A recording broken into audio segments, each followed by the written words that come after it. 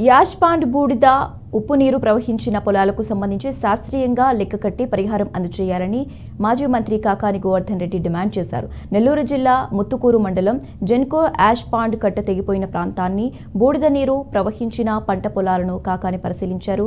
కట్ట తెగిపోవటానికి గల కారణాలను జెన్కో అధికారులను అడిగి తెలుసుకున్నారు. జెన్కో యాష్ పాండ్ ఘటనపై విచారణ జరపాలని కోరారు.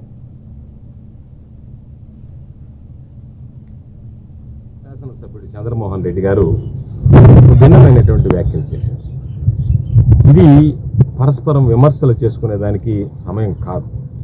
ఎవరైతే నష్టపోయారో వాళ్ళని ఆదుకోవాల్సినటువంటి సందర్భం. అయితే వాటికి సమాధానం చెప్పాల్సినటువంటి అవసరం ఉంది కాబట్టి నేను వాటిని ప్రస్తావిస్తున్నాను తప్ప వేరే ఉద్దేశంతో కాదు. ఈరోజునటువంటి ఈ జెన్కో యాష్ పాండ్ ఏదైతే ఉందో దీని నిర్మాణాన్ని 2019కి ముందే చంద్రమోహన్ రెడ్డి గారు మంత్రిగా ఉన్నప్పుడే దీనికి సంబంధించినటువంటి టెండర్లు వగైరాలు అన్నీ ఖరారు చేయడం జరిగింది.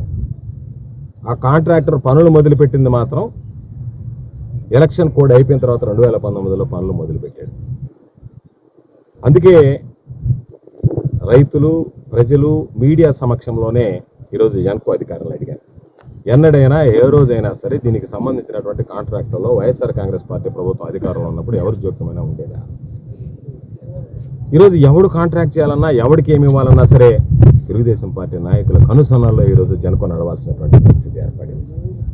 యాష్ పాండ్కి సంబంధించినటువంటి కాంట్రాక్టర్ ఎవరు నాసిరకంగా పనులు చేశారు, దానికి సంబంధించినటువంటి సబ్ కాంట్రాక్టర్లు ఎవరు, ఆ సబ్ కాంట్రాక్టర్లు ఏ పార్టీకి సంబంధించినటువంటి వ్యక్తులు, అన్ని మీద కూడా ఈరోజు విచారణ జరిపిస్తే వాస్తవాలు వెలుగు చూస్తాయి.